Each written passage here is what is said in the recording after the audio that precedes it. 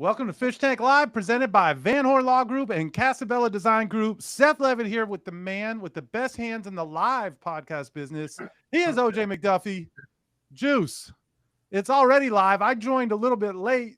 You and the crew were here about 15 minutes early. I feel like I missed the whole show. What's going on, man? Yeah, the Brothers Johnsons, we got up on here and, do what we do, representing this side of the table, Big Seth, we had a good time, bro. We had a really good time, man, and I can't wait to get into it tonight because we got some interesting topics and we had some interesting stuff before we went live, Big Seth. So backstage, absolutely. Well, we definitely need to get into all that, and it's game week. It's a game week, so like, how more importantly, fired up, and really fired up to be here again with this amazing crew.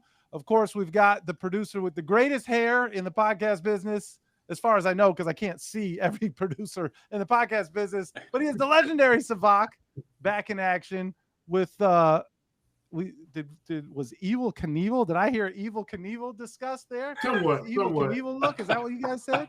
That's it. Jumping the Snake River Canyon and all that stuff. Yeah, we that may happen before the end of this show. And that other voice you just heard is not just a voice, I guess. I got to remember, we're at video here as well. Excited that he's become a member of the family here, Juice. Yes, sir. South Florida Sun Sentinel columnist, the host of Miami Dolphins Deep Dive with Perk. He is Chris Perkins. What's up, fellas? Hey, I'm glad y'all allow me to share this space, man. It's an honor, man. I've known y'all for so long. It's an honor. Well, listen, the honor is all ours. I thought we lost Perk as soon as we weren't doing this live show without the cold draft beers and scenery and everything else. I thought Perk was a wrap for Perk, but he's back, man, and he keeps coming back. So, well, you know what though, Big Seth, there's no better bar than your home bar. I'm gonna tell you that. That's right it. Because that, I call them living room drinks. You know what I mean? Comfortability. Perk probably ain't got no pants on right now, man. You know what I mean? That's how we roll. Don't prove him right. Don't prove him right, even if he is right. Right. No. There won't be any Jeffrey Toobin stuff on this podcast, man. No Toobin on him. Oh my God, we're out of control. We're absolutely out of control, and we're like 3 minutes into the day. Yeah, it's game week. That's why, Big Seth. We pumped up, man. We're stoked right now, bro. Stoked.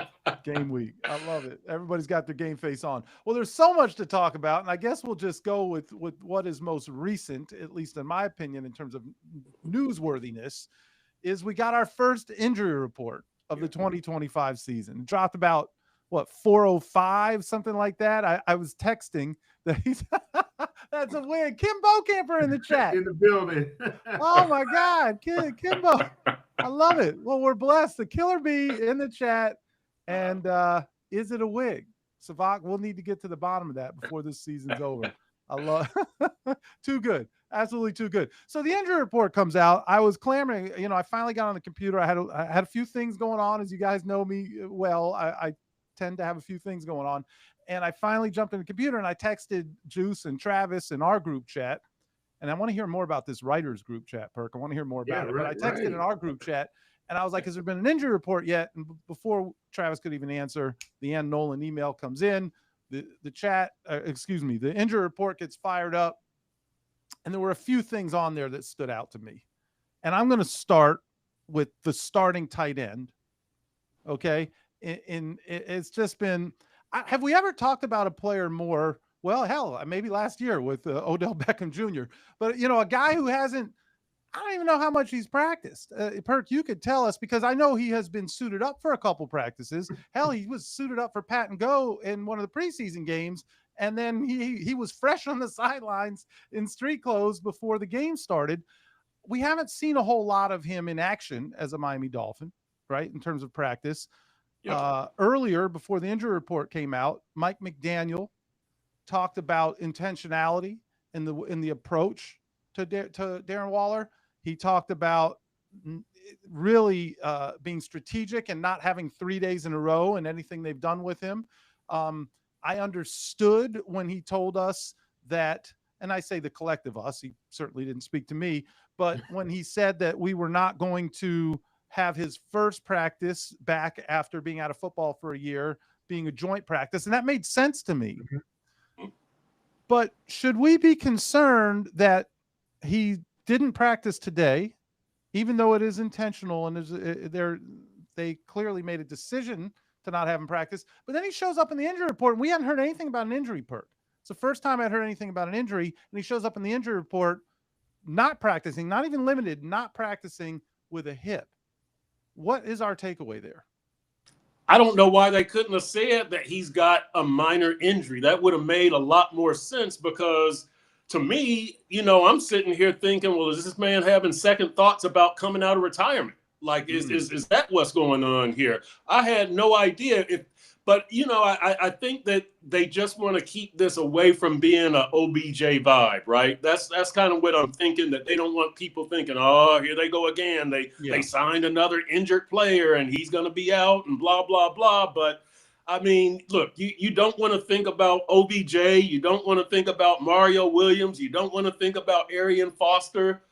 But I was. Well, hell, we're thinking about it now, Kurt. I was. If they would have just said those guys. If they would have just said he's got a hip injury, I think it would have been a lot better. That's what, because when I saw hip, it made sense. But it's like, why couldn't they have said this before?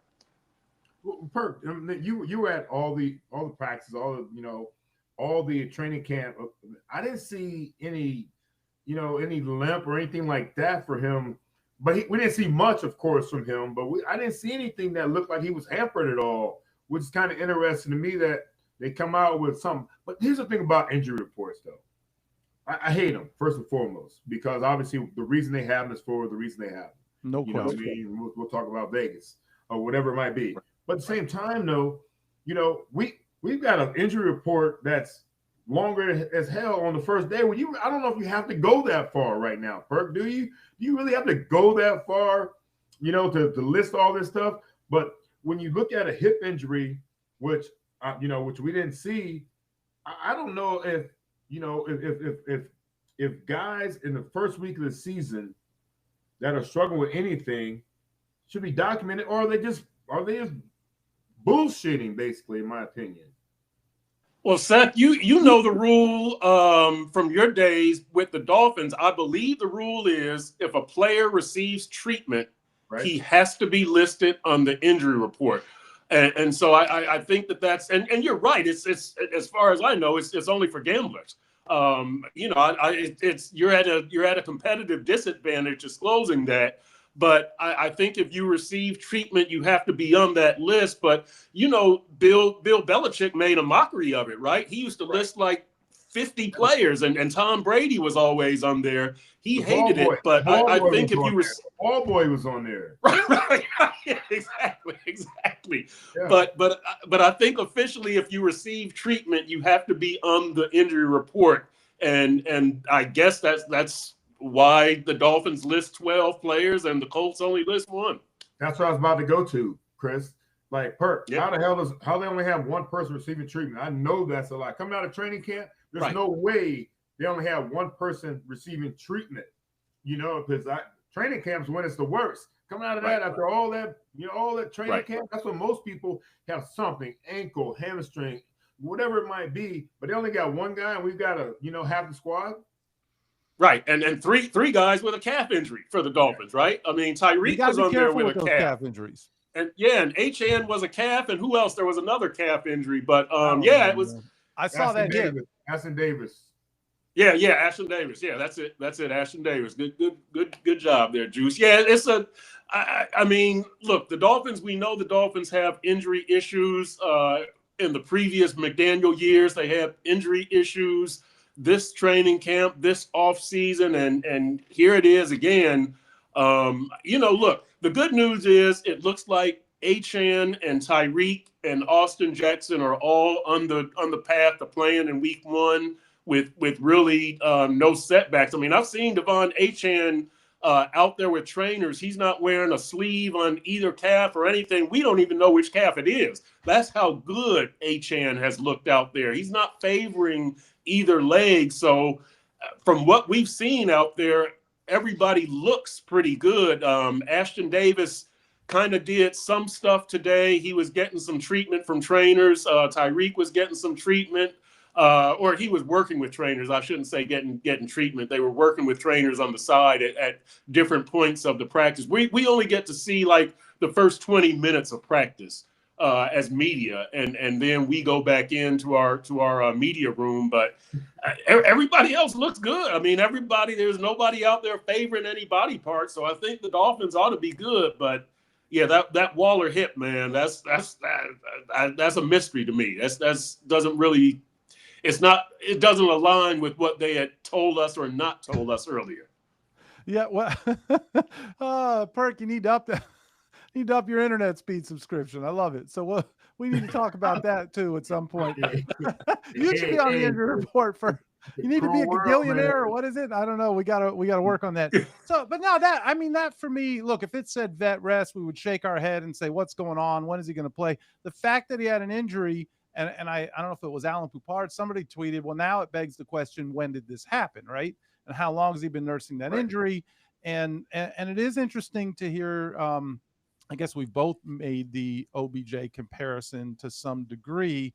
I think it's interesting to think about that because I also thought about it when Tua was asked to what degree he's been able to develop chemistry. He was asked that today, and how much he's been able to work with Darren Waller. If you recall last year when he was asked those questions about Odell Beckham Jr., he was pretty, that was the truth serum to him, where he's like, I got to throw with him. Like, I couldn't tell you what the chemistry is. We can't develop chemistry if we're not throwing. And it was like, oh, we're not seeing this dude. Tua clearly has no trust in him at this point. He was different. The Waller answer was different. He said that they've been able to work through some things. He said Waller's been really attentive and asking him what he's seeing. And so I guess that was encouraging. And maybe Tua also told us that he has developed as a leader and the person that he is. And so maybe he's learned how to handle that question differently.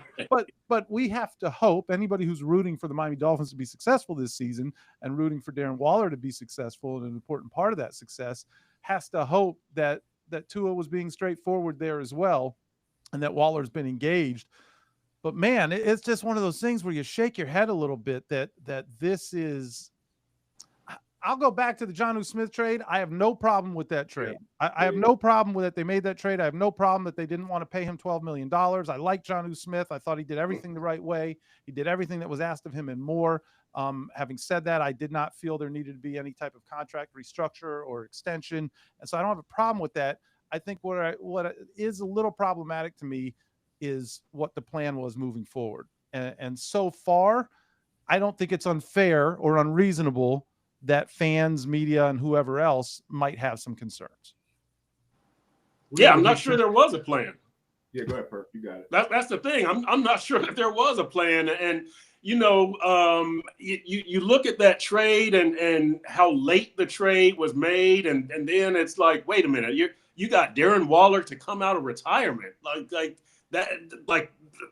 that couldn't have been the plan. That just fell into your lap.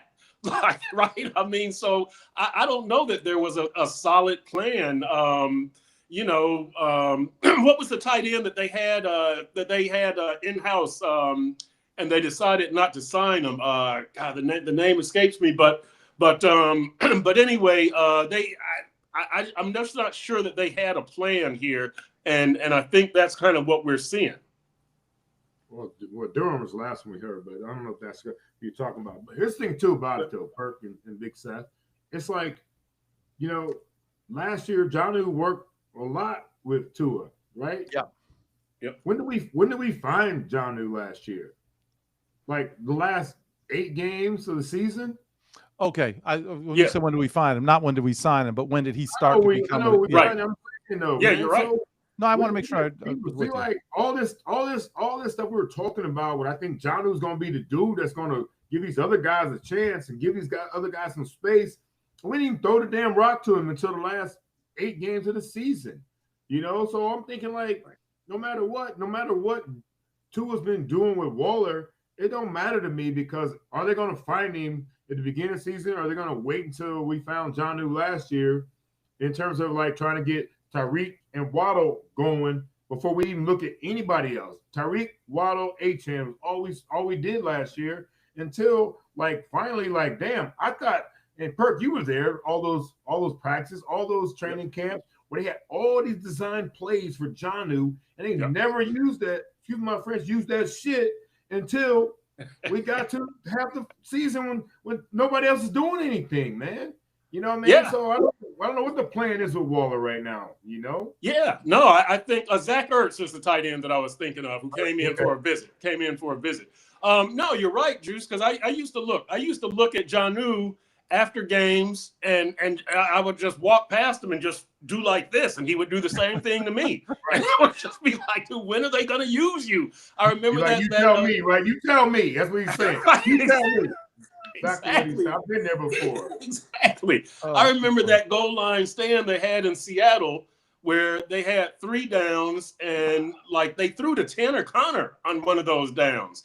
And then they had Julian Hill out there and it's like, what are y'all doing? You got the man right here. Like, what are you doing? And so, I guess it's just really not a part of what Mike McDaniel does, right? Because in 2002, they had Mike Gesicki on a he was on a franchise tag, as a matter of fact, because they had done that before they had traded to acquire Tyreek.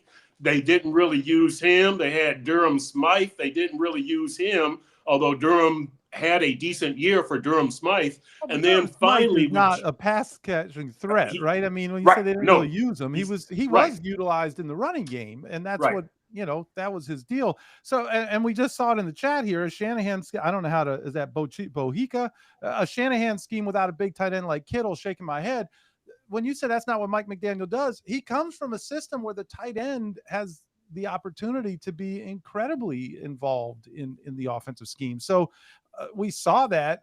Now, I know that when Jonnu Smith was traded away, a lot of folks said, hey, Jonnu Smith and 80-something catches, the hope is that some of those targets get pulled back into Tyreek Hill and Jalen Waddle, right? I mean, that, those are the guys we want to see get targeted and be featured in the passing game.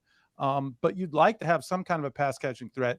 I don't know. It's just curious. He didn't practice. They're telling us that's intentional. Hopefully tomorrow he is limited with a hip, right? Or even full with a hip. Yeah, the way that I take the 3 days, not practicing 3 days, is they didn't want to practice on Wednesday, Thursday, Friday. So he'll go Thursday, Friday. That's clearly what he's telling you. Yeah, for sure. But he didn't say it was a hip injury. That's all I'm saying. No, he didn't. Right, exactly. Oh, that part. Juice, were you about to say something? I'm saying you got to put something on it. You got to put something on the report, though. I think our biggest issue for us is like you look at this injury report, which is what we're talking about right now, is look at all the soft tissue injury reports we have in terms of like, hamstring, calf, hamstring, more calf, oblique. Like, what do we? Those sounds like cramps to me. You know what I mean? Like we cramped in all those things when I was playing. Those are cramps that turn into something more significant. It looks like with this team, and dehydration. But I mean, I get what you're saying, Big Seth. Like we've got to figure out, do we have a damaged product? Well, did the doctors miss it? What happened here? But I think that no matter what, when you've got a hamstring, or when we're talking about Waller, when you got a hip, that's not soft tissue. That's not one of those things that everybody else we're talking about are dealing with. So how do you miss a hip injury, and how do you still have a hip injury after a year off plus? Well, so here's another question. Did he in those 3 practices or 4 practices injure his hip? Because he, you know what I'm saying? Beat on the side with Perkins?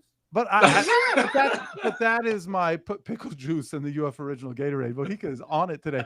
That's the concern, right? A guy who's 33 years old, hasn't played ball in that long. And man, I would love to see him go back to the player that Frank Smith coached when he was with the Raiders. And that would be phenomenal. Even if he was 80% of that player, that would be amazing for the Miami Dolphins. But I think more than anything, we just want to see him in a Dolphins uniform running some routes. Anyway, that's the injury report. Another, highly talked about, discussed document that came from the Dolphins communications department this week was the first depth chart of the season, the first real depth chart that we saw. Juice, we'll start with you. Any thoughts on the depth chart? Were there any surprises?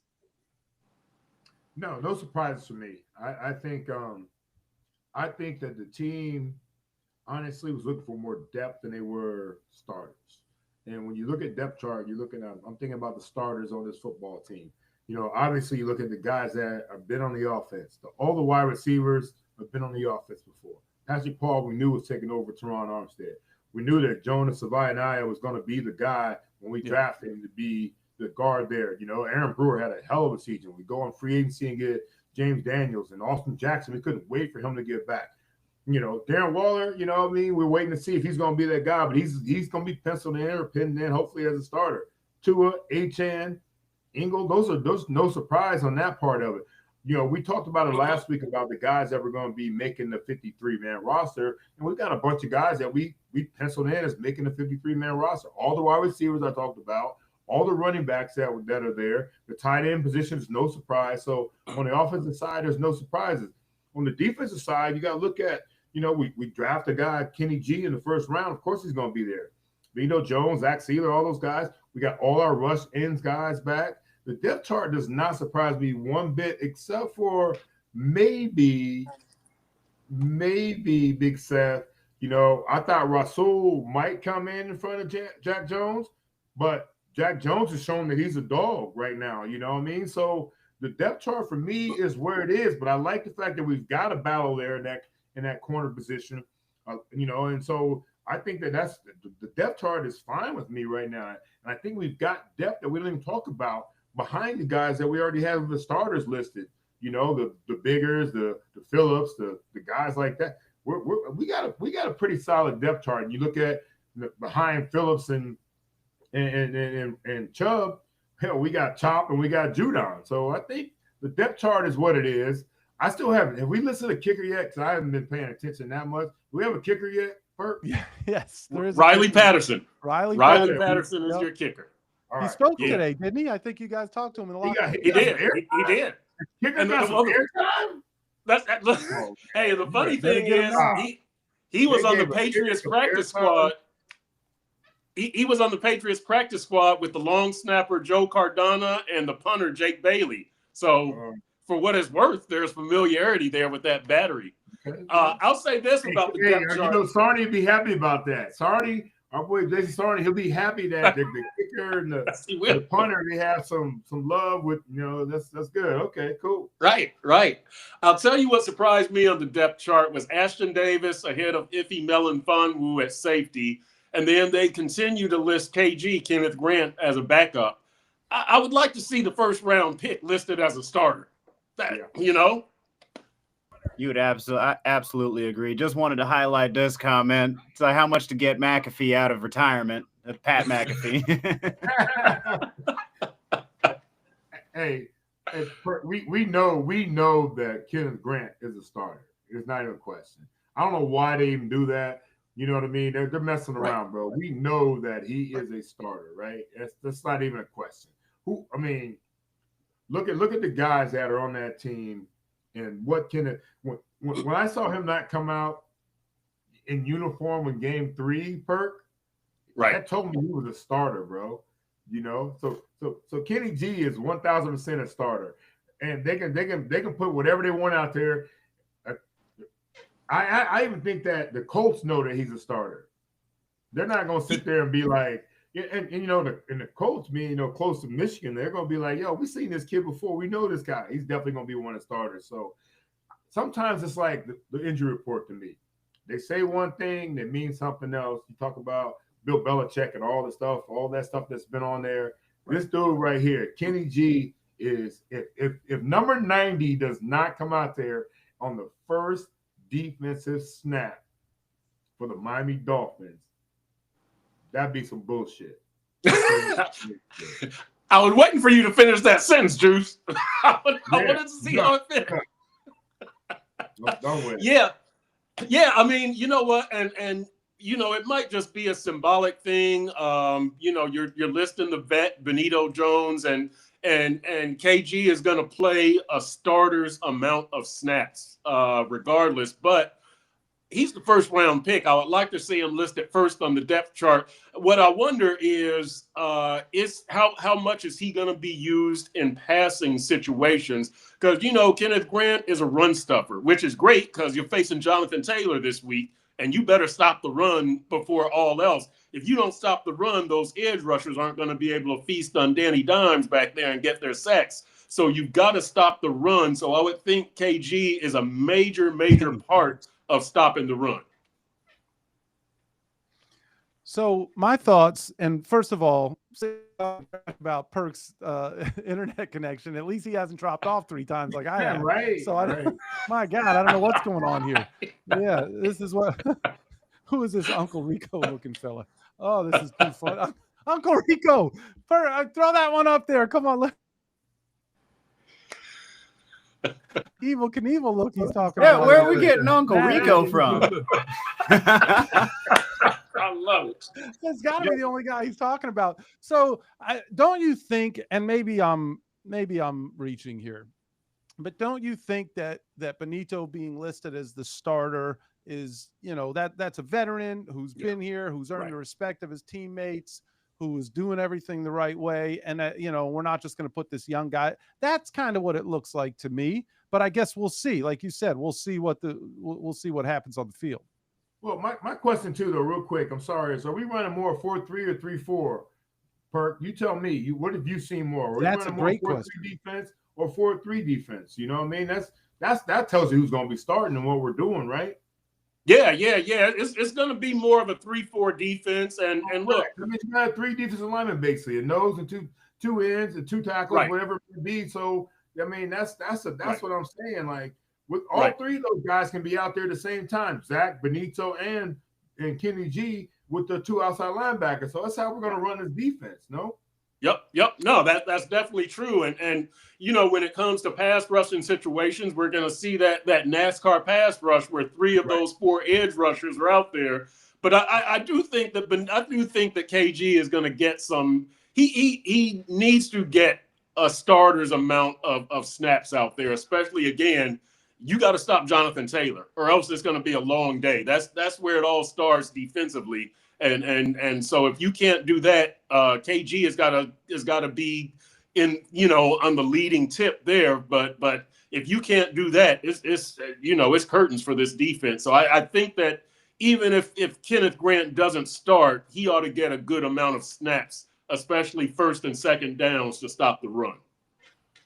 Perk taking material right from Nicholas in the chat. I like it, but he's in agreement for sure. Well, Americans, I'm sorry. Hog Wild Fishing is just KG's gonna be starting.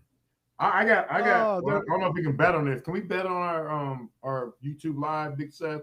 Depends what you're betting. Who's betting? $5 right now. He's gonna start the game too?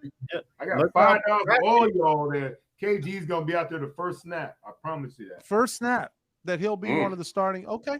Is anybody taking juice up on that bet? Daniel Jones beat us. We are going to make Daniel Jones beat us. Promise you that. Yeah. Love it. I don't think you're wrong. Perk, did you have any surprise? And if you already answered this while I was trying to get back on the chat, I apologize. Was there any surprises that you saw on the depth chart, or did you discuss this already? If you did, we'll keep. Yeah, that's what Kenneth Grant not being listed as a starter, and then Ashton Davis being listed over Iffy Melifonwu, because Ashton has been out for longer than Iffy has been out. So that kind of caught me by surprise. Everything else was pretty standard. It's pretty much what you would expect from this team. Yeah, I thought that some people felt, shout out to Raphael there. I'm not sure what he was asking for, but shout out to Raphael for diving in the chat. I think some folks that had some questions about the cornerback position. I guess, Juice, you alluded to that a little bit. Yeah. Mike McDaniel did tell us he's not in the business of just, anointing people the starters just because they showed up, and that has to be earned. And I think he's very big on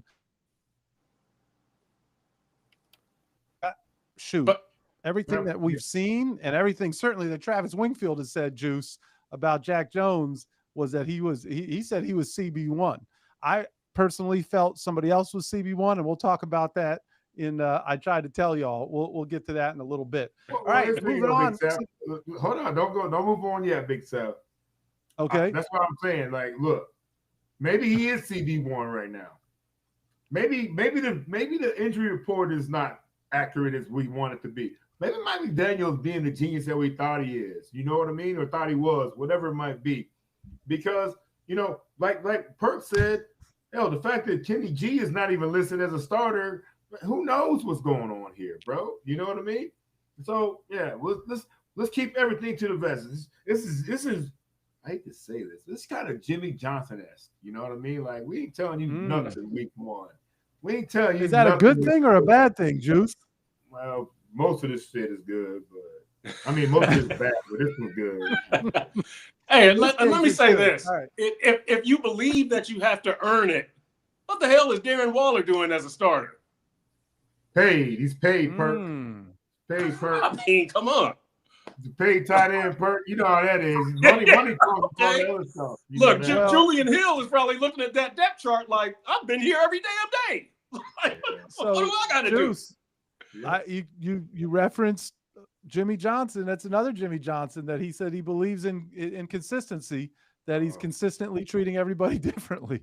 So that's, there it is. So that's the one there. Yes, I'm owing you $5 every time I mention that dude's name. All right, man. All right, starting when? Take it out of my check. Now, even if it's has a slur afterwards, or only if it's. Well, yeah. If I combine it with a slur, then you owe me $5. Okay, no, but then I'll be broke, and I'm damn near there as it is. May I move on, sir? Yes, sir. All right, captains. Let's talk about captains, because that was a hot topic as well. And actually, Chris Perkins, I heard his voice when I rewatched the presser ask a question. There were only six. There we go. Only six captains, where we have seen that, in years past, there were 8, if not more. Hell, last year, Travis Wingfield tried to convince us that there were 15 to 17 guys deserving of that letter C on their chest. That was a big point of contention in our group chat. But so you got Tua Tagovailoa, Aaron Brewer, Alec Ingold, Jordan Brooks, Zach Sealer, and Bradley Chubb, or your 6 captains. If you're listening carefully, you notice I did not mention Tyreek Hill. And that has been a point of conversation. I know you asked Mike McDaniel that question, Perk. I think you asked Tua that question as well.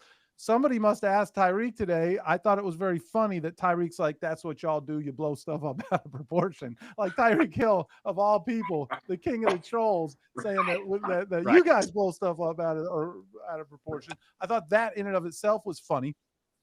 How do we feel about, I'm going to talk to one guy in this chat, captain on an NFL team. I want to ask you the question first, Juice. What does it say? Does it matter that Tyreek Hill is not a captain? Do you think Tyreek Hill maybe should have been a captain? You and I had a conversation a little bit about that earlier today. Yeah, it matters that Tyreek's not a captain because he shouldn't have been a captain. Captains do things should or should not? Well, he should not have been a captain. Should not. Okay. Should not. You got big set. All right, yeah. Should not have been a captain. Captains do things well on and off the field. You know what I mean? I think that what's going on with Tyreek has been all distraction from almost day one. It started on day one from the first game last year was already a distraction, And then you hear about everything else. Captains do things right on and off the field, and they lead by example. He talks about he always leads by example. Sometimes it's a bad example, in my opinion. When you lead by example, you got to lead by the right example. So I hope that this lights a fire in Tyreek's ass to go out there and be the leader he's supposed to be. Because honestly, your best players are supposed to be the leaders as well. They're not supposed to be in the back. You know what I mean? So if you got your best players doing what they want to do when they want to do it, how do you expect the guys that aren't the best players to react? Right. The leaders we have, the Tuas, the Brewers, the Ingles, the Brooks, the Sealers, the Chubbs, those are leaders. And there's a great soundbite of Bradley Chubb talking about, now that he's a captain, that everybody could hear about how hard it is to be a captain or a leader when you're not playing, because he's been hurt for the last 18, 19 games. But those guys that are available, they've got to be the biggest leaders in terms of everything. In there early, out there late, on the practice field early, in the meetings, staying awake. All the things that have to do with being a captain to give everybody else the right way of doing things. So the fact that we know, it's not even a question. And Perkins can verify some of this stuff, and I don't know if he wants to say it. We know that Tyreek wasn't the best leader on his football team. So if you're not the best leader on this football team, you can't be a freaking captain on this team. Yeah, and you know what? The thing that I think is most significant about this vote, and it's a player vote, is that the players say the bullshit stops. And that's what it was with Tyreek. He starts the season getting detained by the police. He ends the season with the I'm out thing after the Jets game. And in between, he's trolling fans like, I'm going to go coach after the Houston game. Like, that's not captain-like behavior. And it was the players who said, we aren't going to tolerate this. And to me, that's what's most significant about Tyreek not being a captain. I like that the Dolphins players kind of drew a line in the sand and said, this is not what we want. Like, we need something better. I think that that's the most significant statement made by Tyreek not being a captain. I agree with you, as my partner would say, 1,000%. I think that's exactly what it is. 1,000%. 1,000%. And not only the things that you just mentioned, Perk, and all of them are valid, but the things that we don't see but maybe heard, right? The things that happen in the shadows. What did we hear? What did Mike McDaniel say? There were 5 players that basically were responsible for the majority of the fines, whether that's not being on time, not showing up to me, whatever those things were. There was a lot of speculation that Tyreek Hill was maybe the captain of that group, right? You know, and so those are the things that the players probably, I would guess, and Juice, you know, again, the only guy who stood up and made plays and did it at a high level here on an NFL football field was you. Clearly it wasn't Perk, because he was kicked off the football team once he jumped on that motorcycle. We'll talk about that later. But the point that I'm making here is,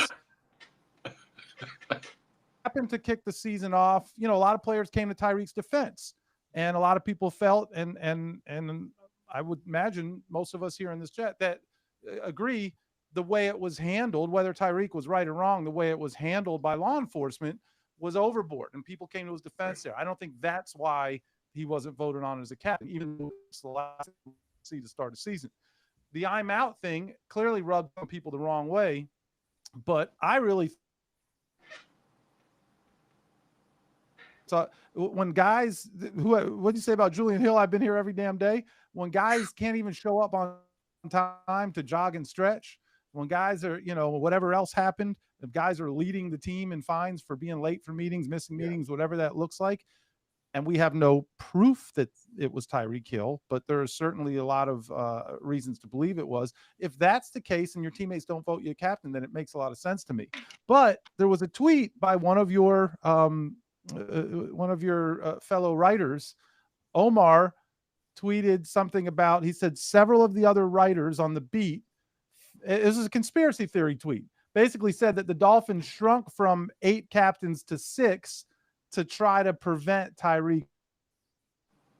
Where do you stand on that, Chris Perkins? Well, it's very interesting because Mike McDaniel had said there was a big gap in the voting between number 6 and number 7. So I'm thinking that Mike McDaniel probably wanted to go with 8 captains once again, but once he saw the voting and there was such a big gap, he said, I'll just cut it off at 6. And my question is, was Tyreek number 7? And did Mike McDaniel make that executive decision that we aren't going to have Tyreek as a captain? I did ask Mike McDaniel at the owners' meetings up in Palm Beach in late March, what about Tyreek being named the team captain? And he said, I would be pumped if Tyreek was named the team captain, because that would mean he's overcome a lot of stuff that he's been going through. What else is Mike McDaniel going to say? But you know, we're just reducing the number. I think in 2022, I think they had 7 captains. In 2023 and 2024, there were 8 captains. This year, all of a sudden, there's 6 captains, and there's a big gap in the voting between 6 and 7. To me, I wonder, was Tyreek number 7, or who was number 7, and why'd you cut it off like that? If the players want 8, they should get 8. But what's something's missing there? But it's not a big enough deal to keep pursuing. I think the right decision was made, whatever happened. Yeah, you know, Perk, I think that makes more sense to me. When there were 8, there were 7 at some point. Now there's 6. I think it makes sense that if you don't have an overwhelming vote as a captain, if there's a big gap like that, then you're teetering on whether you should be a captain or not. You know, if there's a gap like that, then I think that should always determine what the captains are. Now, if you got a tight vote between 8 people, then you do 8 people, and then if 10 is like 8, 9 is so far away, I get it. But when it's a gap between that few, you don't have to set a certain number that are captain. I think we dealt with like 4 captains. I think we always had offense, defense, special teams, maybe some other dude that might have been on the captainship. But when it's like 6 is too many to me, anyways. I don't think you got 6. I think 6 is too many to me. You can have a veteran council. You can have all the people that can talk, but that many captains drives me crazy, bro. Because look, all of them don't go out for the coin toss. Who goes out for the coin toss? Hey, they're gonna send 6 guys out for the coin toss every time. Yeah, exactly. And I think he might be in the chat now. Burke, it's your turn, Savak. It's your turn, Seth. The hell with that, man. There are only 17 damn games. What's the rotation? Right. You got to figure that math. It makes you carry the one, Big Seth. All I know is imagine if Wingfield got his wish and 17. Would you send a toss every game? This is your week. Let's go. You've been waiting. Who gets to go in the final game of the season? So game 17, Hill finally gets a shot. Big Seth, you got guys in the locker room like, say, wait a minute. I think we were playing against New England. Oh, that's me. I'm up against New England. I got to be ready. Well, why don't you send them all out at the same time, holding hands like the Patriots came out in the Super Bowl? 17 guys walk out for the coin toss. And then half of them want heads and half of them want tails. What happened is 3 will go out, and then the other ones have to wave the hash marks. You know what I mean? Because you can't. Everybody can't be on the logo. Everybody can't be on the logo. It takes 20 minutes. The game starts late because they're the 2 captains on the other team have to shake 17 hands and dap them up and hug them. Yeah, so they're gonna call delayed game on the Dolphins on that, man. That's right. Dolphins, too many captains. Look at that. Bills only announced 2. Panthers and Raiders only announced 3. Well, I don't care. Listen, and I know we hate the Bills in here, but that's a team that's doing things the right way. The Panthers and Raiders, I don't know if they've got it figured out either. Great stuff, Mike, but thank you for sharing. Thank you for sharing that. All right. Well, that's we're crushing the time. We got all this other stuff to talk about. Let's be quick on this one. Rivalry jerseys. What do we think, fellas? I'm not big into jerseys. The jerseys look okay. I'll tell you what, the biggest revelation was that they're blue, right? Everybody thought they were black. That's the biggest revelation to me. Penn State blue. The tweets with the damn dress, that was pretty good. Juice, you are the resident expert, and I want to hear Savak's opinion on this too, because he has his own unique sense of style, as is evident here tonight. But Juice, you are first of all, you're a wideout, so we know how you guys feel about your fit in that wideout room. What are your thoughts on this rivalry jersey? I'd rock the hell out of that, Big Seth. I would kill that jersey, man. That uniform. I would, man. You know how I would lay that whole thing out, man, from head to toe, right in front of my locker, man.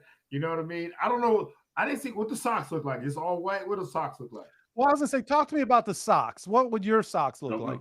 My socks would be as much of the thing they don't want me to wear showing than they advertise. So, I would love all blue all the way down to my ankles with a little bit of white showing. And then Big Sam, I'd have some specialty cleats that I get fined for. Bruh, I'd probably have 10. I'd have 10 for 140 and hopefully get a touchdown. But a lot of first downs, though. We know you get a lot of first downs. Oh, yeah, the chains can be moving. And the ball, spinning the ball. First downs for sure. You would look clean. And so now our guy Nicholas, the jerseys are amazing. Love to see something. It's a young cat though, right? That's one of our young guys from their careers in Sports Network. Yeah. And so I think young people will love it. They're going to sell the hell out of that merch. It is a well-designed product. Like, I think it is a beautiful uniform. Yeah. I just don't feel like I'm looking at the Miami Dolphins when I look at it. And that's my issue. And that might just me being an old guy. But I will say, you're old as hell, I'm old as hell. But the fans are clamoring for what? The throwback jerseys. Fans are clamoring for throwback jerseys every year. There's Twitter accounts. There's all these things. Bring back the throwbacks. Make throwbacks permanent. I think that the nostalgia of the throwbacks does speak to the fan base. I don't think I'm alone in that. And so these jerseys are cool. It is fun. It will be interesting to see them on television. I just don't feel like it looks like the Miami Dolphins. That's my only issue. What's so funny to me is these fans, there's so many little influencers out there that making bucks on doing things like that. Why they gotta be little influencers though, Juice? Most of them aren't big influencers, man. There's only a couple of big influencers, you know. But they don't understand the nature of the business of money when it comes to the league. Right. The Dolphins have a launch party September 10th for this new jersey. You know what I mean? Yep. I'm going to be there on the 11th. So I can't stand in line. You know what I mean? I'm too old for that. I'm old and can't do all that stuff. Wait a minute. Why do you got to wait a day? You don't get advance like OJ Dan McDuffie. They don't even know who the hell I am. So if you see me waiting in line getting into the game now, man, it sucks, bro.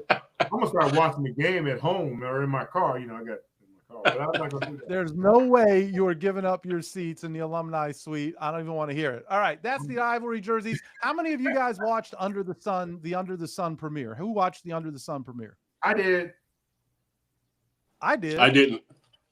I watched it. You didn't, Savak? You didn't watch it either? There you go. You got to give us a recap.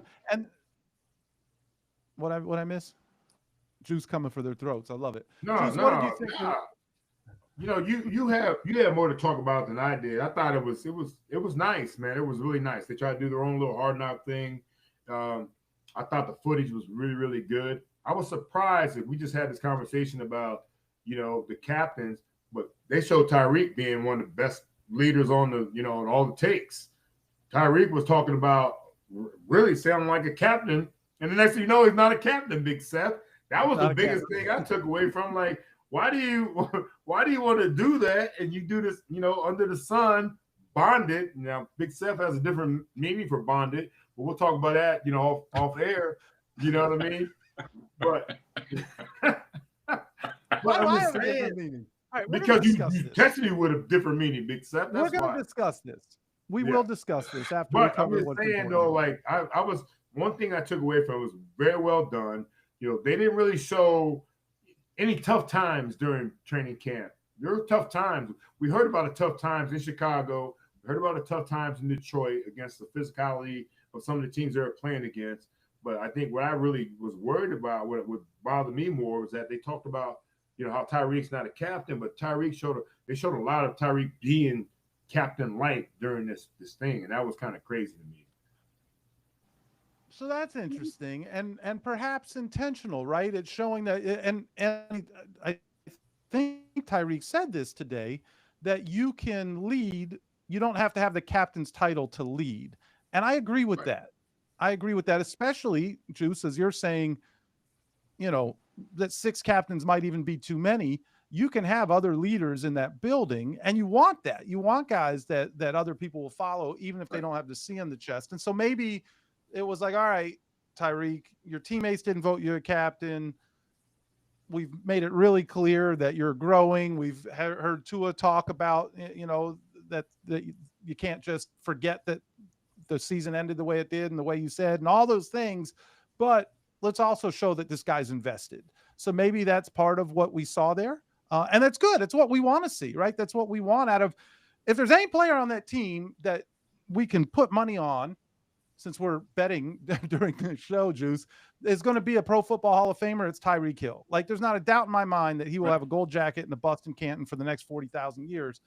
And so no one is denying that talent and the things that he's accomplished. It's just like, what's been going on, Tyreek? Like, this is not right. So let's show that he has been handling himself in a way that we all want to cheer for, in a way that we would hope our best players would. Well, 2 things there, Seth, and I like what you're saying there. 2 things Like it's like, for one, his gold jacket is not solidified yet.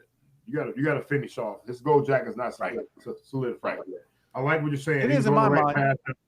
Yeah, well, you're a golden jacket expert. I get it, but at the same time, though, hopefully this lights a fire under his ass, man. Hopefully this, maybe this is what he needed, where he can't do what the hell he wants to do when he wants to do it, and the team has spoken. The team has spoken in this situation, and that's what that's what matters the most, right? Yeah, that's what matters the most. Is that the team has seen how he's been, how he's acting. They're like, nah, this ain't the dude that we want leading our what we do, man. So yeah, I'm with you on that, man. But I'm gonna give him time on that gold jacket. Hell, come on, man. Mark Clayton ain't got I think one if he never plays another down, to me, he ends up in Canton. But we shall see, and he will play another down, and we're excited about that. Darren Waller, I don't know if he's gonna play another down, but we'll find out. Perk, go ahead, and then let me say this about Tyreek. I haven't seen the show. In general, I don't like team produced, sanitized, scripted almost stuff. But I'll say this. Whoa. Tyreek. We spent 4 years doing the fish tank with the Dolphins. No, but I mean, this kind of. Are you talking about us, Perk? Are you talking about us? No. This kind of stuff. Look, I've gotten ripped in the press room because I haven't watched The Last Dance, Michael Jordan, because it was produced by Jordan's people. They keep telling me I need to watch it. But set that aside. Here's my whole point is Tyreek is a leader. Tyreek almost has a gold jacket, almost. And I say this all the time. Tyreek is better at his job than anybody in that organization. Steve Ross, Chris Greer, Tua, Mike McDaniel. He's a better wide receiver than Tua is a quarterback. Better wide receiver than Steve Ross is an owner. Better wide receiver than Chris Greer is a GM. Tyreek practices as hard as anybody that I've ever covered. I've always said the three most intense people I've ever covered are Pat Riley, Alonzo Mourning, and Will Clark, the baseball player when he was with the Texas Rangers. Tyreek is almost on that list. I never worry about Tyreek busting his ass when he's out there. Off the field, Tyreek has knucklehead tendencies. But on the field, this dude balls like very few that I've ever seen. And so I don't mind them showing that part of Tyreek because that's the truth. I would have a problem if they're showing it because they knew he wasn't named a captain. And so now let's pump him up. You don't need to pump Tyreek up. His numbers speak for themselves. His performance speaks for itself. The man is a baller. And that's what I would have a problem with. If that's the case, I have not seen the show, so I can't say that. Yeah, Perk, here's the thing. I understand what you're saying, Perk, and I get what you're saying. But when you're talking about what you've seen him out there in practice, what you just told us, like you get the first 20 minutes of practice now during the regular season, y'all. Now, during training camp, it's a whole different ball game. You get to see a lot more of what's going on. Regular season, though, we've heard all the horror stories about him in regular season in terms of, going out there late, being late for meetings, missing meetings, things like that. I get all that.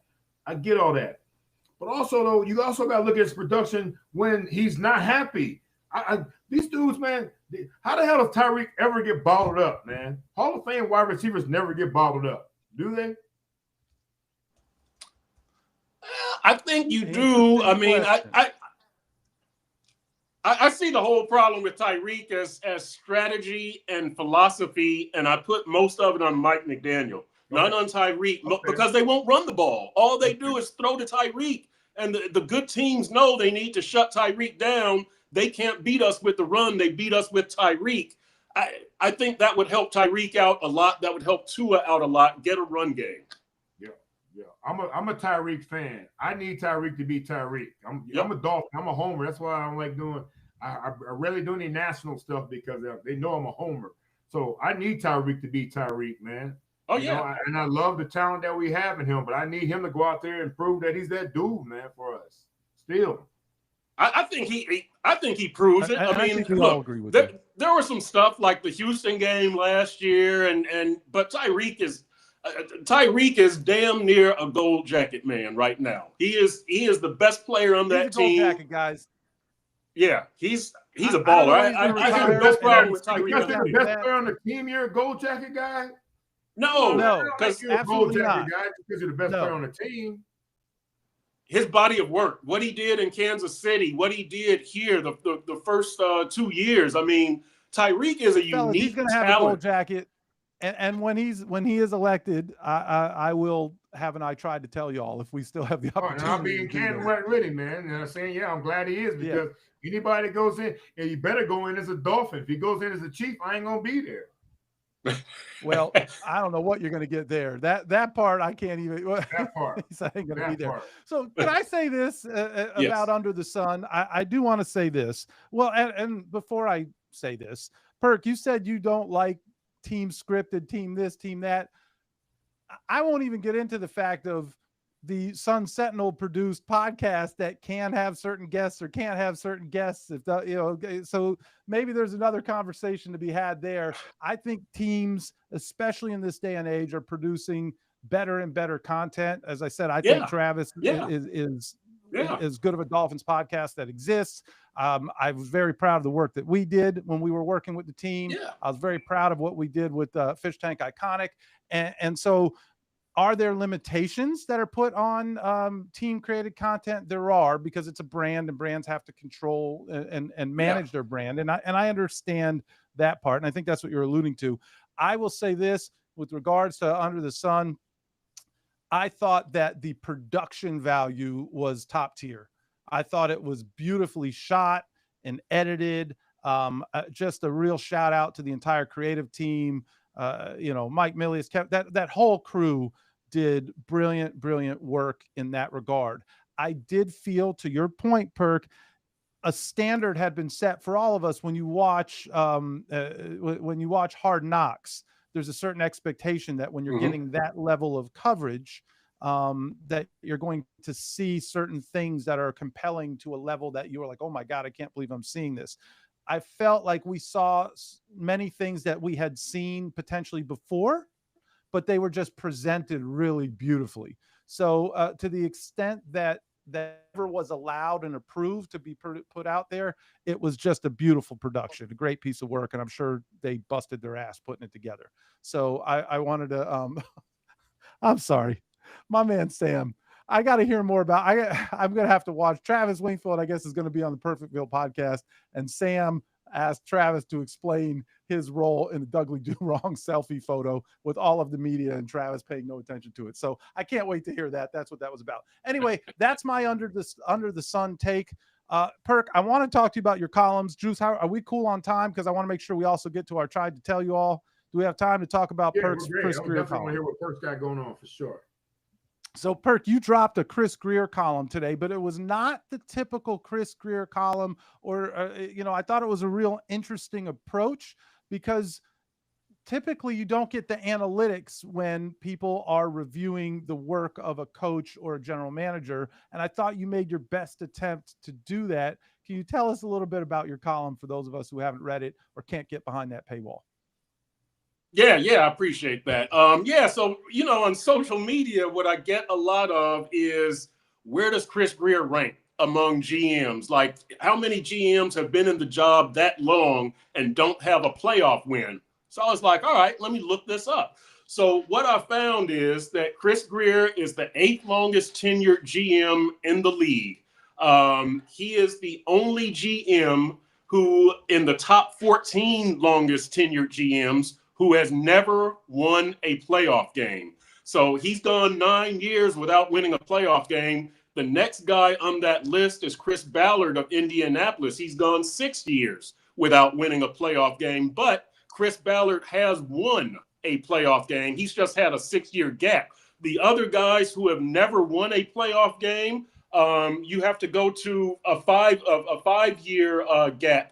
With it was Andrew Berry from Cleveland. He's been in his job for 5 years. He's never won a playoff game. George Payton of Denver has been on his job for 4 years. He's never won a playoff game. Again, Greer has been 9 years and never won a playoff game. So that's one of the big gaps right there. And the other thing is, Chris Greer has a 75-73 record in the regular season. He's 0-3 in the playoffs. And it's kind of like, how does this guy keep his job? Like, how does he keep his job? And I didn't ask that question. I tried to kind of show people here's what this guy has done. And look, Chris Greer is one of the classiest people I've met in this business. Him and Mike McDaniel are both class acts, but he's not up to the standard of the other GMs in the league. When you've been there for 9 years and you've never won a playoff game, and other guys usually lose their jobs at this point. And so that's kind of what I was trying to get to in a nutshell, is where does he rank from that standpoint of with other GMs in the league? He's far and away number one as far as 9 years without winning a playoff game. So, Chris, let me ask you this question. Do you think that, knowing what our owner said last year about Mike and Chris, do you think that his approach this year is a better approach to his style, away from the norm of what he's done, in terms of really honestly, instead of going out for all these high price free agents, he's actually going out and got some young guys, and hopefully that will that be the answer to his woes in terms of being able to get over the hump of really, because I think the only thing that they need to do this year, Chris, is get in the playoffs and win a playoff game. And I think we'll be able to give them another year or two to continue. What do you think about that? Oh, definitely. To me, they've got to win a playoff game. That is the standard, because look, the problem with Chris Greer to me is Chris Greer has no vision. Like when we knew that Joe Philbin had a vision, and Adam Gase had a vision, and Brian Flores had a vision, and Mike McDaniel has a vision. But I don't know what Chris Greer's vision is. I know what Howie Roseman's vision is, right? I know what Howie Roseman in Philly. I know what Jason Light's vision is out in Tampa. I know, John Lynch and all these other guys, these other GMs, their vision, whether it works or not, their vision. And to me, as a GM, ideally, you want to, it's kind of like old school college football. You want to get a system and then recruit to the system, right? And so that, but we don't have that with Chris Greer. It's well, what does this coach want? Okay, that's what we're going to do. And so look, I agreed 100% with the win now that came in 2022, right? They were building through the draft. Then Mike McDaniel comes in and it's like, let's win now. I was 100% for that. Let's get Tyreek. Let's get Teron. Let's get Chubb, and let's try to win this thing. It didn't work. So now they're back to winning with draftees and young players. I don't know if they have that much time, because the way I'd look at this now is, well, you couldn't win with the best talent the Dolphins had in 20 years. Why am I going to believe you can win with lesser talent? One more question. And so that's kind of where I'm at with Chris Greer and Mike McDaniel right now. They've got to win a playoff game. If they have an 8-9 season, that means you had a 9-win season and a pair of 8-win seasons out of 4. It's not good enough for all the talent that you had. It's not good enough. So here's the thing with that, Perk. And when you're talking about all the talent, a lot of what you said, I understand. Some of what you said, I agree with. But the biggest point of contention I have is when we talk about all the talent, who brought in the talent?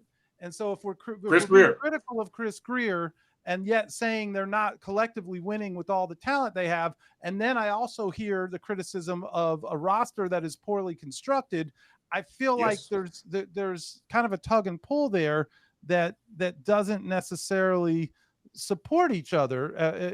Each point doesn't support each other.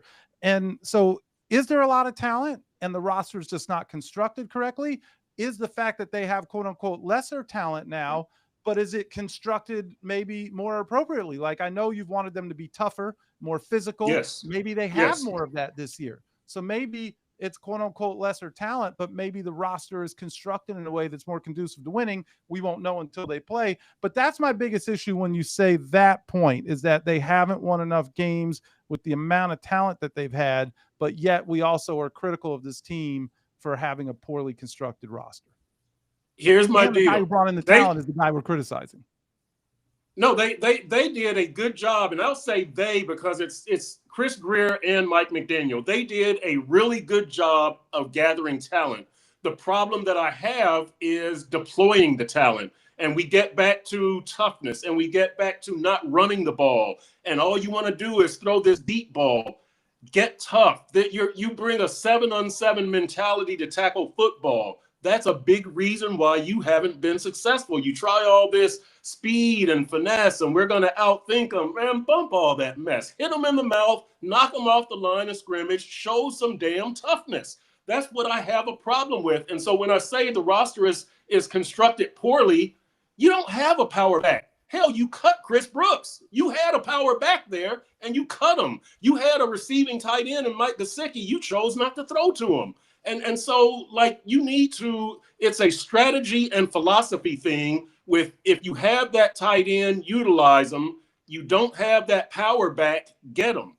You need to play more of a power game. You did a good job putting talent on this team, but you don't utilize it correctly. And you had Chris Brooks. Like, why didn't you keep him? What, like, there's no power running game here. And, I don't want to get into the whole Rob Hunt thing. Like, you had your guard, right? And it's a whole thing of Rob Hunt wanted to bet on himself, but you drafted this guy. Like, how could you not see how he was going to develop? You knew this guy better than anybody in the league. How did you let this man walk out the door? He's what you wanted. And then you have to trade up to get Jonah, and you have to give James Daniels the biggest free agent contract you gave this year, which granted isn't much. It's 3 years for $24 million, but you had the guard in-house. Like, how do you let that? And then he goes to Carolina, and they talk about how big a mauler he was. We didn't see that here. Like, they run the outside zone with all their linemen. All the linemen talk about is we have to be agile and we have to be mobile. I want a road grader. I want somebody to knock these guys. I want to see you knocking Buckner off the damn line of scrimmage on Sunday, right? I mean, I don't want to see all this outside zone stuff. That's great. I love Devon Achane. That's great.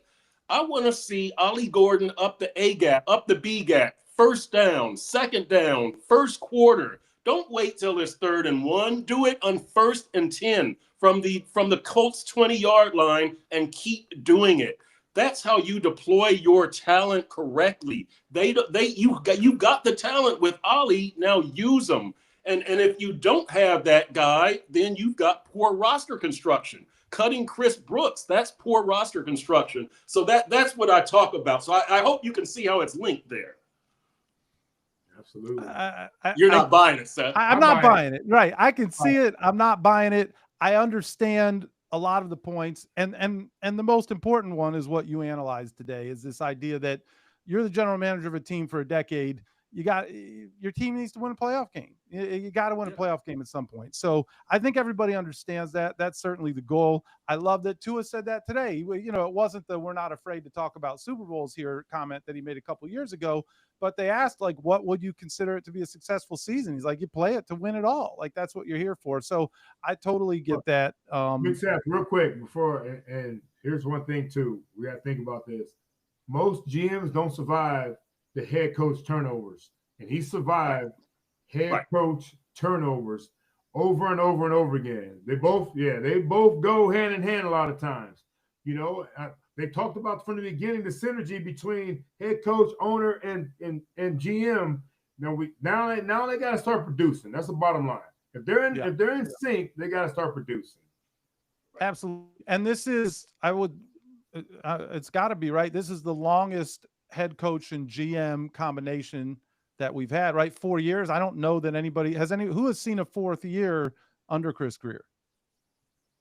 Yeah, nobody. He's been GM since 2016. Yeah. So nobody. So I think Juice's point, I mean, that's it right there. This is they're linked together, in my opinion. Yep. And last year, when I was very vocal in saying I think they both deserve to stay, they need to stay, and I know I was in the minority of that.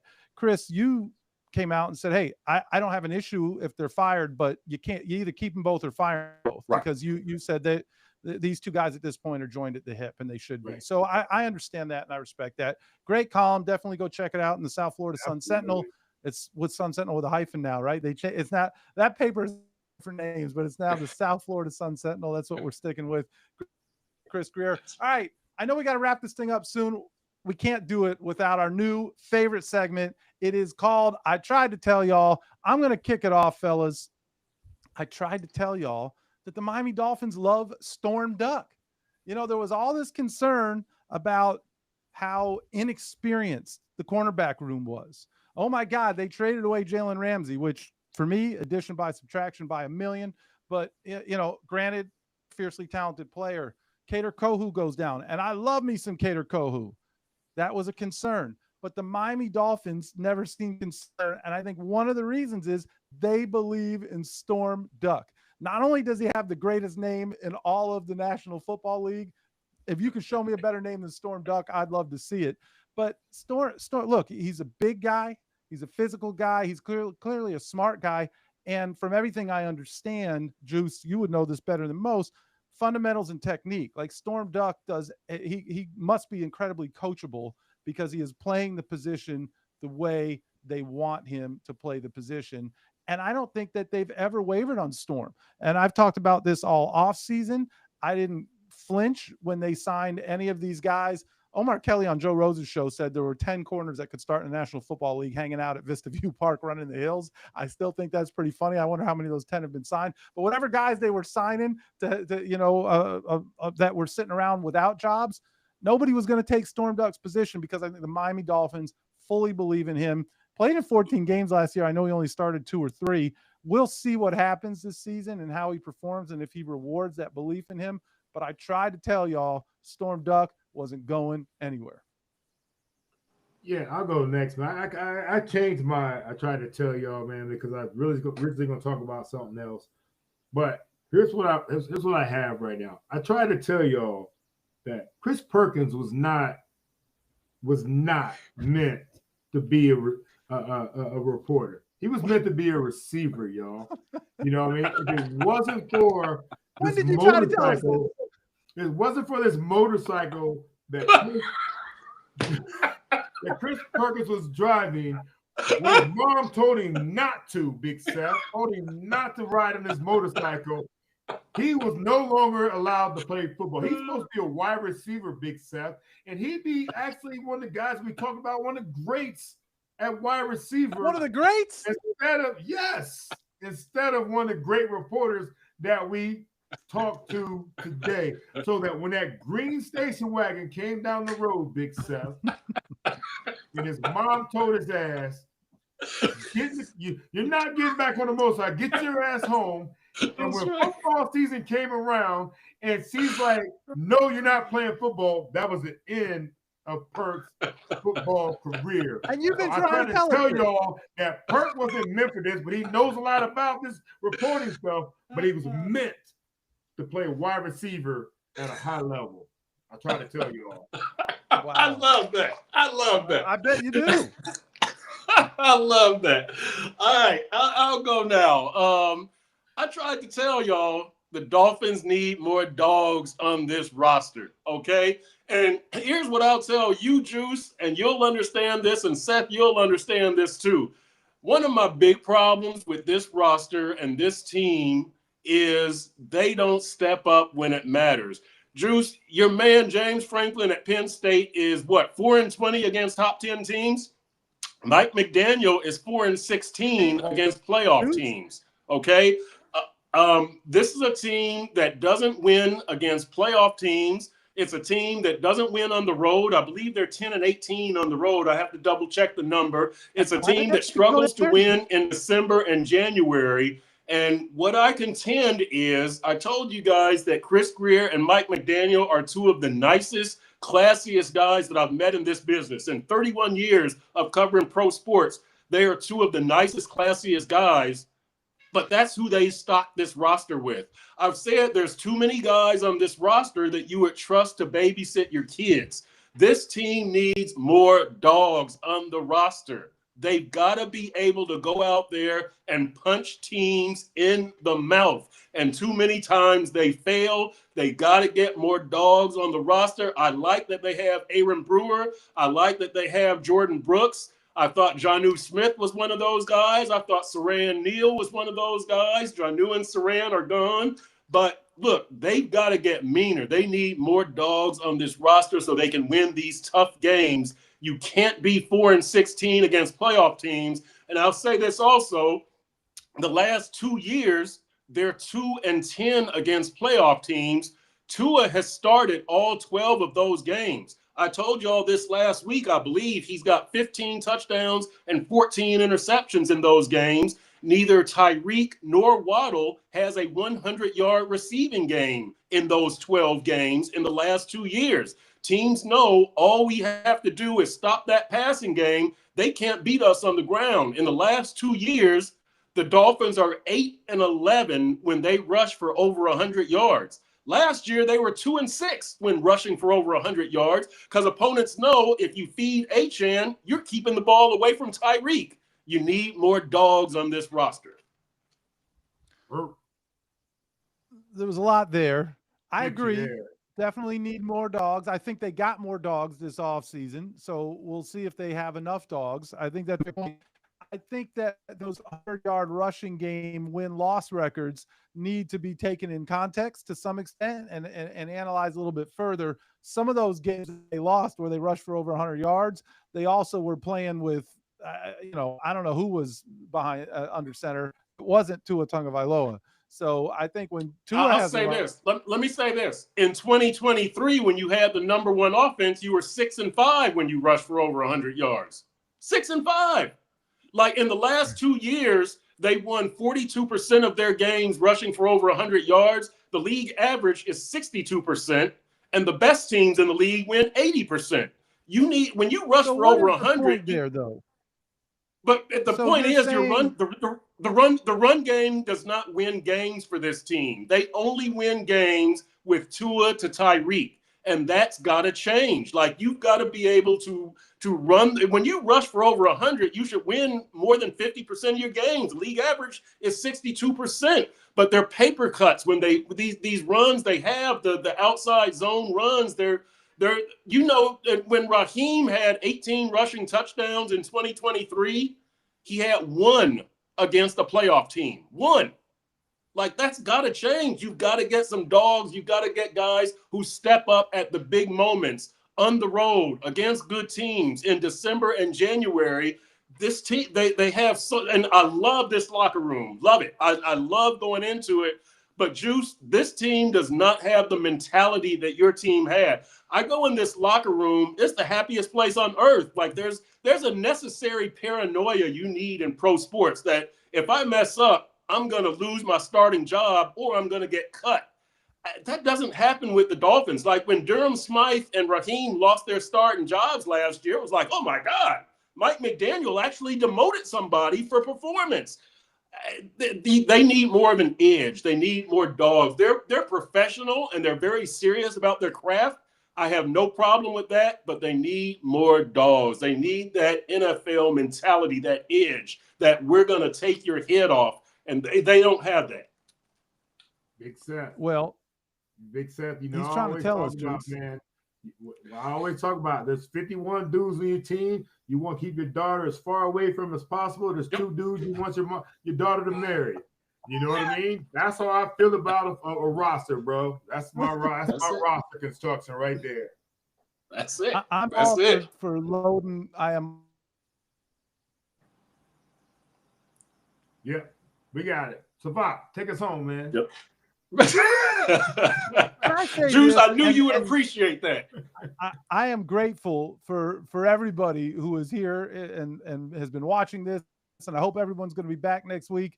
And in the chat, I don't know whose burner Drew the 11th is. You pissed somebody off. I don't know. Is that Renzo's burner? Like, who's coming at you like that? Because this dude is off the chain. David Fernandez knows ball. It's Fernandez's burner. That's what it is. We just figured it out.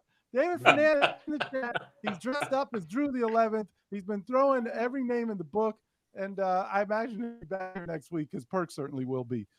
Good stuff. Really good stuff. Savak, do you have a tried to tell you? I don't know. I think it might still be a little bit too early for it, but but recent evidence would suggest that if you recall, Seth, we had a phone conversation and I tried to tell you that signing Darren Waller was not going to pan out. Ooh. You did. Mm-hmm. Ooh. Yeah. Okay. All right, well, we got. Hey, somebody need to mark that down on the calendar. 9/3/2025, Savant says. Hey, I hope you're wrong, Savant. I hope you're wrong, dog. Me too. One of the few times I would welcome it. Absolutely. Yeah, right. He did try to tell me that, but listen, we haven't played a single game yet, guys. So this Sunday at 1:00, we'll find out a lot more.